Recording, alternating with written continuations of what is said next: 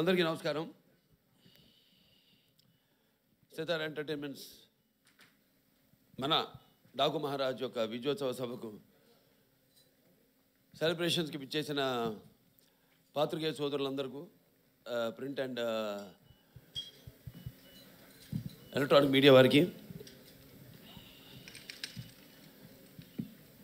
నా హృదయపూర్వక కళాభివందనాలు తెలియజేసుకుంటున్నాను. అందరూ వాళ్ళ అనుభవాలు చెప్పారు. ఈ సినిమా మొదట కొబ్బరికాయ గుట్టిన దగ్గర నుంచి కూడా జరిగిన వింతల గురించి. నేను ఎప్పుడు నమ్మేది ఒక దైవం నమ్ముతాను, అది కూడా మనకి తోడవ్వాలి ఇప్పుడని. ఆ దైవం కనిపించిన దైవం అది వేరు వేరు రూపాల్లో ఉండొచ్చు. ఒక్కొక్కడు ఒక్కొక్క దేవుడిని ఆరాధిస్తారు. శివుడు కావచ్చు, వెంకటేశ్వర స్వామి కావచ్చు, విష్ణువు కావచ్చు, లేకపోతే రకరకాల వాళ్ళ ఎలువెలుపులు. అలాగే తల్లిదండ్రులు, నా తల్లిదండ్రులు వాళ్ళ యొక్క ఆశీర్వాదం, అలాగే కళామ తల్లి యొక్క ఆశీర్వాదం, ఇవన్నీ కలగలిపితే ఒక డాకు మహారాజ్. ముఖ్యంగా ఎన్నో సినిమాలు చేశాను. సరే, దాంట్లో వరుసగా ఇది 4వ సినిమా విజయం సాధించింది. మొదటి సినిమా ఏమో ఒక పరీక్ష, అఖండ చేసేటప్పుడు అదేమో కరెక్ట్గా కోవిడ్ రావడం. ఆ కోవిడ్ టైంలో సాహసించే ధైర్యం చేసి సినిమాని విడుదల చేయడం, అఖండమైన విజయాన్ని సాధించడం అఖండ సినిమా. దాంతో అది సాధించడమే విజయం కాకుండా ఎన్నో ఇంకా ముందు తర్వాత ఎంతోమంది ధైర్యం చేసి సాహసించి వస్తారు, జనం చూస్తారు సినిమాల్ని అన్న ఒక ధైర్యంతో వాళ్ళ సినిమాలన్నీ ఆ తర్వాత తెలుగే కాకుండా అన్ని భాషల సినిమాలు కూడా వాళ్ళ సినిమాలను ధైర్యంగా విడుదల చేయడం జరిగింది. ప్రతిదీ ఒక ఛాలెంజ్. అయిపోయింది అఖండ, నెక్స్ట్ ఏమిటి అన్నప్పుడు ఒక వీరసింహారెడ్డి, అదైన తర్వాత సరే అది కూడా అయిపోయింది. అంటే ప్రతిదీ ఒక ఛాలెంజ్. అంటే పీక్స్కి వెళ్ళినప్పుడు ఎప్పుడు ఒక ఛాలెంజ్. నేను ఎప్పుడు అది ఛాలెంజ్గా తీసుకోను.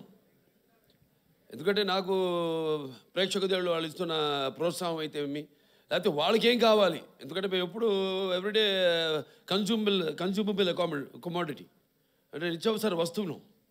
సో మనం ముందే గ్రహించాలి. ఇప్పుడు వాళ్ళు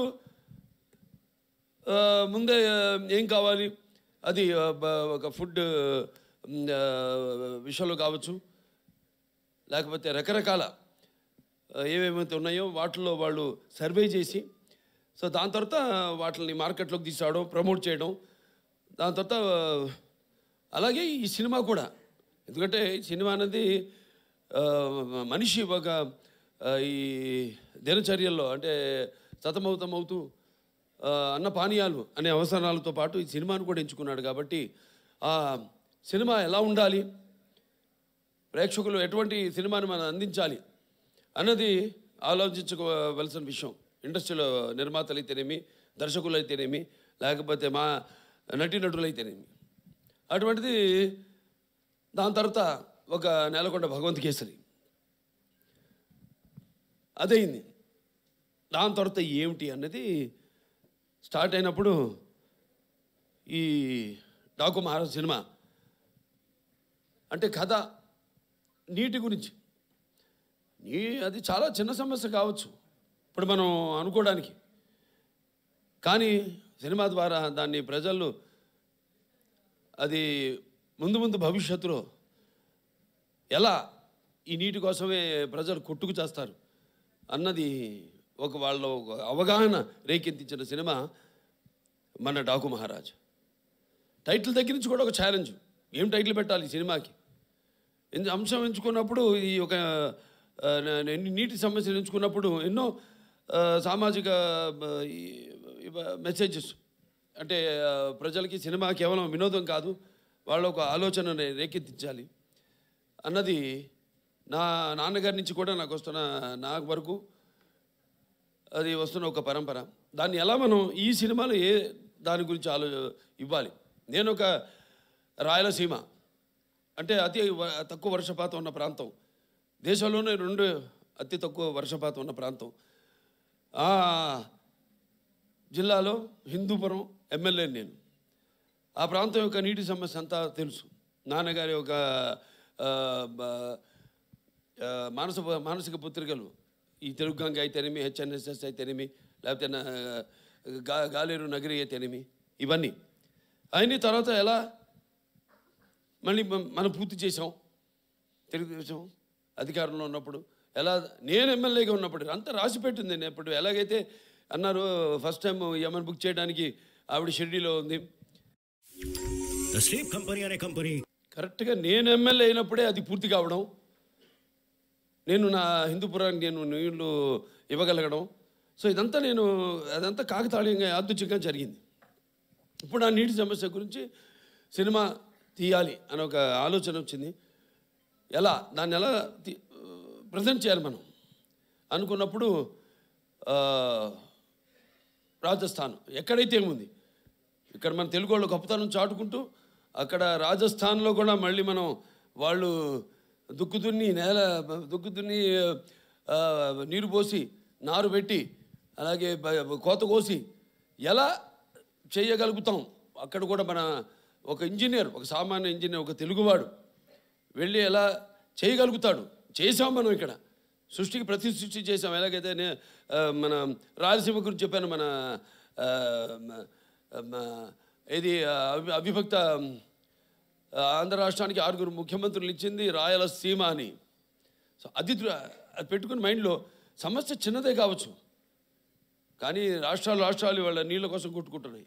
సరే, ఆ నేపథ్యంలో ఆ సినిమాని తీసుకోవడం, సెలెక్ట్ చేయడం, దాంట్లో పాత్రని ఎలా దాన్ని ఒక ఇంజనీర్ డాకుగా మారడం, అలా దాంతో మొదలయ్యాక సరే మీకు సినిమా గురించి ఈరోజు ఆ సినిమాని అఖండమైన విజయాన్ని మాకు అందించి ఇవాళ మా వెన్ను తట్టి ఇంకా మాకు ఎవరైతే మేము ఆకలితో ఉన్నామో ఒక సినిమా చేసి దాని ఒక ఫలితం కోసం రెయిన్బోర్డ్ కష్టపడి ఎలా ఉంటుంది ఆ సినిమా, దాని ఫలితం ఎలా ఉండబోతుంది అని ఎదురు చూస్తున్నామో, అటువంటి తరుణంలో ఇటువంటి అఖండమైన విజయాన్ని మాకు అందించినందుకు తెలుగు ప్రేక్షకులందరికీ నా హృదయపూర్వక కృతజ్ఞతాభివందనాలు తెలియజేసుకుంటున్నాను. ఇంకా ముఖ్యంగా ఈ సినిమాలో ముందు మా దర్శకుల గురించి చెప్పాలి. బాబీ గారి గురించి, అంటే ముత్యాలు ఎలా ఏటమూలుగా జారితే ఎంత అందంగా ఉంటాయి కనపడడానికి, అలా ఎంతో అందంగా ప్రతి నటుడి దగ్గర నుంచి కూడా హావభావాలను రాబట్టుకోగలిగాడు మా దర్శకుడు బాబీ. అలాగే బాబీ ఎలాంటి ఒక ప్రియుడిని ప్రేమించినట్టు నన్ను ప్రేమించేసి ఏది వదలకుండా ఎంతో సున్నితంగా, ఎంతో నాలో అయిన నట విశ్వరూపాన్ని ఆవిష్కరింపజేసిన బాబీకి నా హృదయపూర్వక కృతజ్ఞతలు తెలియజేసుకుంటున్నాను. ఒక నమ్మకం, ఏదైనా ఒక నమ్మకం ఉంటాను. అంటే ఆయన చూడడానికి ఎంత స్టైలిష్గా ఉంటాడు ఆయన, అలాగే ఫస్ట్ హాఫ్లో కూడా నన్ను అంత స్టైలిష్గా చూపించాడు ఆయన బ్రహ్మాండంగా. ఇక ప్రతి చాలా ఎన్నో విషయాలు డిస్కస్ చేసి సినిమాలో మేము అనుకున్నవి తీసినవి కూడా కొన్ని ఉన్నాయి ఇంకా. కానీ సినిమా నిడువుని బట్టి ఎంత ఉండాలి సినిమా, అంతే. ఒక చిన్న పాయింట్ నాకు ఇప్పుడు అంటుంటారు, సినిమాని ప్రేమించకూడదు మనం, సినిమా తీయాలి అంతే. ప్రేమించామంటే ఇక మన కంట్రోల్లో ఉండదు సినిమా అన్నది, వెళ్ళిపోతుంది. 3 గంటలు కూడా దాటుతుంది సినిమా. అలా కాదు, చెప్పేదైతే చిన్న పాయింట్, మంచి సన్నివేశాలతో క్లుప్తంగా చేయగలిగితే, ఇవ్వగలిగితే అది డెఫినెట్గా సక్సెస్ అవుతుంది ఆ సినిమా అన్నది. అలాగే బ్రహ్మాండంగా వాళ్ళ టీము అందరు కూడా బ్రహ్మాండంగా వర్క్ చేసి, ఇవాళ డైరెక్షన్ డిపార్ట్మెంటు క్రాంతి అయితేనేమి, లేకపోతే సోమరాజు గారు అందరూ, అలాగే ఆయన రైటర్స్ మిగతా మన మోహన్ కృష్ణ గారు, చక్రి గారు, వినీత్ గారు అయితేనేమి, అందరూ ఎంతో బ్రహ్మాండంగా దాన్ని అందరూ కష్టపడి ఈ కథను చేయడం జరిగింది, ట్రీట్ చేయడం జరిగింది. ఇక మా తమన్ గారి గురించి పేరు ప్రత్యేకంగా చెప్పక్కర్లేదు. అందరితో ఇంటి పేరు మార్చేశారు. ఇప్పుడు నందమూరి ఎస్ఎస్ తమన్ కాదు, నందమూరి తమన్ అని. కానీ నేనంటాను ఈ రోజు నుంచి నందమూరి కూడా కాదు, ఎన్బికే తమన్ అని. అది బెటర్గా ఎన్బికే తమన్ అని నామకరణం చేస్తున్నాను. అలాగే ప్రతి ఒక్కళ్ళ గురించి చెప్పుకోవాలి సినిమాలో. మా రైటర్స్ అనంత శ్రీరామ్ గారు అయితేనేమి, అటు కాసర్ల శ్యామ్ గారు అయితేనేమి, సాహిత్యం అద్భుతమైన.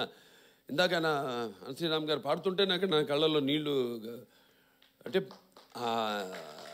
చుక్క చుక్క పాట అద్భుతం. దాని తర్వాత చిన్ని చిన్ని అద్భుతం పాటలు. అలాగే మా కాసర్ల శ్యామ్ గారు అటు దబిడి దిబిడి మంచం మా సాంగ్, ఐటమ్ సాంగ్ అన్నది. ఎందుకంటే ఏదో ఒక అమ్మాయి వచ్చి డాన్స్ చేసి వెళ్ళిపోవడం కాదు కదా, అమ్మాయి కూడా ఒక పాత్ర ఉంది ఆ సినిమాలో, ఓరేశ్వర ఒకటేలాగా. సో అద్భుతంగా ఆ పాట, దాని తర్వాత సర్కార్ పాట ఎంతో అద్భుతంగా అన్నీ కుదిరినాయి ఈ సినిమాకి. ఇక మా హీరోయిన్లు నా ప్రజ్ఞ జైస్వాల్, అఖండ నుంచి మా యొక్క ఈ యొక్క జర్నీ, అందులో కూడా ఎంతో అద్భుతమైన పర్ఫార్మెన్సు, గ్లామరు పర్ఫార్మెన్సు కలగలిపి ఎంతో అద్భుతంగా ఆవిడ రెండింటిని సమపాళ్లలో అందే కనిపించడం జరిగింది. సో మళ్ళీ తిరిగి మా కాంబినేషన్లో మళ్ళీ ఇది రెండో సినిమా ఈ యొక్క డాకు మహారాజ్. ఈ చిత్రం కూడా విజయం కావడం తప్పకుండా ఎంతో అందం ప్లస్ టాలెంట్ రెండు కలగలిపిన మరొక ఆర్టిస్ట్ మన శ్రద్ధా శ్రీనాథ్. ఎంతో నేను ముందు మాట్లాడినప్పుడు కూడా బాబీ గారు చెప్పారు, ఎంతో సెలెక్టివ్. తను కూడా చెప్పింది. నేను అంటాను ఆర్టిస్ట్ అన్నది ఎప్పుడు, ఆర్టిస్ట్ అన్న వాడు ఎప్పుడు కనిపిస్తూ ఉండాలి, ఎప్పుడు should be always in the focus. ఎప్పుడు